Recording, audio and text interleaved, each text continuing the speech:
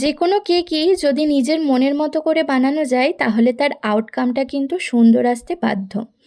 প্রত্যেকটা কেকই চেষ্টা করি নিজের মনের মতো করে বানানোর, তারপরেও তো কাস্টমারের চয়েস এছাড়াও কাস্টমাইজেশন থাকেই, সেগুলোকে লক্ষ্য করে নিজের মনের মতো করে বানাতে চেষ্টা করি যাতে কেকের ফাইনাল লুকটাও দেখতে ভালো লাগে আর কেকটা খেতেও যেন সুন্দর হয়। তো আজকের কেকটা ছিল 5 পাউন্ডের মধ্যে ইনসাইড বাটারস্কচ ফ্লেভারের এগলেস একটা কেক। এই কেকটা আমাকে একটা দাদা অর্ডার করেছিল তাদের জিমের 1 ইয়ার অ্যানিভার্সারি উপলক্ষে। শুধুমাত্র কত পাউন্ডের হবে আর কি ফ্লেভারের হবে সেটা বলে দিয়েছিল, বাকিটা আমাকে নিজের মতো করে বানাতে বলেছিল। আমি আগে থেকে একটা ডিজাইন ভেবে রেখেছিলাম, সেটাই কেকের ওপর করার চেষ্টা করেছি।